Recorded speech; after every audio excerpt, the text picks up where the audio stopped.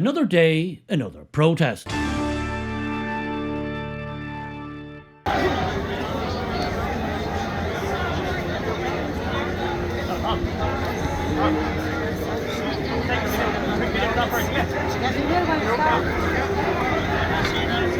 Yes, here I am once again with a big beetroot head on me. Yes, I was at the protest today, and yes, it was a very, very big crowd and a massive sea of tricolours, and much better organised than the last one in April. And to be honest, I don't know why I ended up so like a tomato here, because it was a day, as we would say in Ireland, that couldn't make up its mind. One minute the sun was splitting the stones, and the next minute we were getting a torrential rainfall, like you might see in Burma during monsoon. But on the whole, the weather was okay. It was okay for the main part of the protest. Take it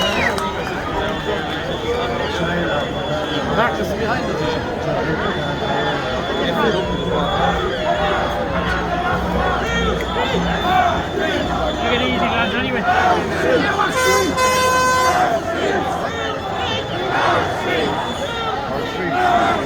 Our streets.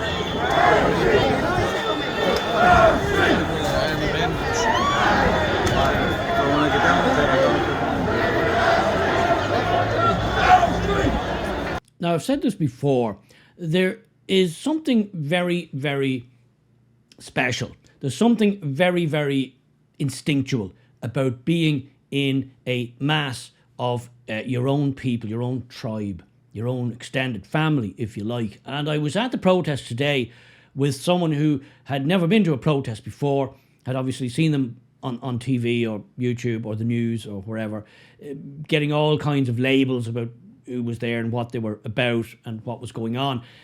And they were with me today, and whilst I could explain what it was like, until they were actually in the middle of it, until they were actually part of that sea of people, they really couldn't understand exactly how special it was. And they were quite blown away, as I knew they would be. They were quite blown away by the sense of camaraderie, the sense of family, the sense of community, the sense of nationhood, a sea of tricolours, a sea of people of all ages and all dispositions, everything under the sun, but Irish.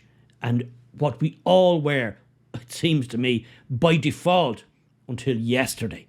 Now it's a rare event, and it's a very special event.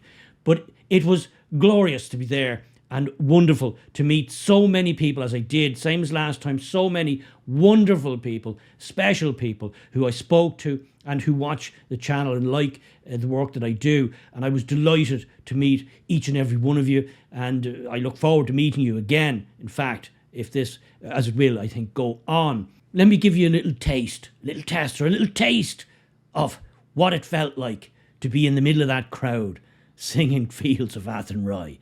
Take a look at this. All three birds fly. All lovers on the wing. They have dreams and songs to sing. Flowing down the fields of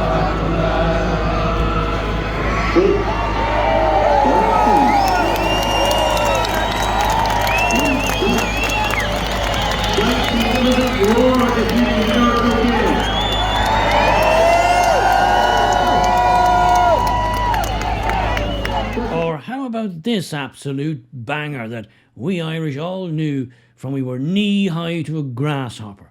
But I can assure you that Akinwande, just arrived from the Congo, won't have a bloody clue what the hell it even is, let alone what it means.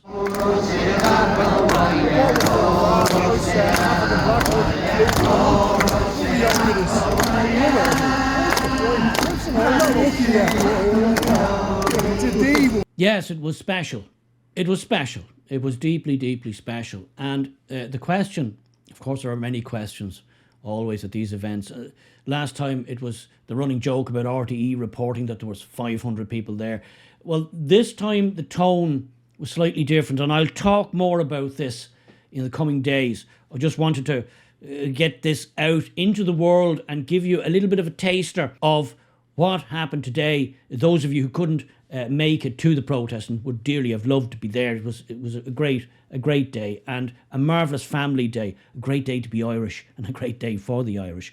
The deeper question on people's lips was, the political class are intent on ignoring these protests. It seems to me, and it seems to many other people, they want to just brush it under the carpet, pretend it's not happening, and make like it's no big deal. There is a bubbling anger there, there's a frustration there.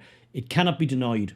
Apart from what you see there, the jovial atmosphere, the kinship, camaraderie, the family, the sense of family, the sense of community, all those marvellous things, those wonderful things that make for a healthy society. If you've got those things, your society is going to be safe. Your society is going to be a nice place to live in. But there's a bubbling frustration, and I sensed it today, and I spoke to many people today, a bubbling underlying frustration that they're going to continue to tough this out, to ignore it, to make like it's something they can deal with by looking the other way. And the question which needs to be addressed, needs to be asked and addressed from many people, especially on our side of the fence, if you like, is what if they continue to ignore it? That's a question that came up again and again and again with people I spoke to in that crowd. What if they continue to just look the other way and pretend this sea of tricolours doesn't exist? This sea of people, Irish people, ordinary Irish people, doesn't matter. Leave a comment below. This is something we need to address, something we need to talk about. I don't have the answers. I'm desperately looking for answers, as many people are. I don't have the silver bullet, but I want that discussion.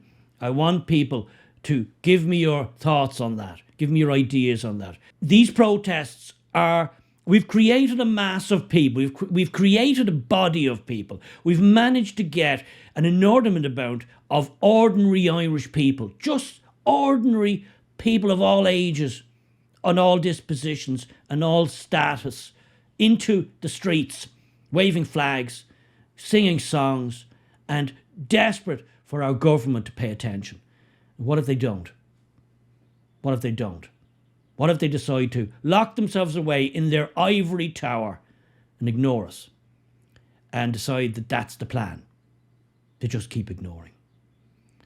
I'm going to leave it there. I just wanted you to see a little bit of a snapshot of the wonderful day that was in it. And it was a wonderful day and a great atmosphere. Again, as always, a very, very peaceful crowd, a very, very patriotic crowd. But what do we do if they continue to pretend we don't exist?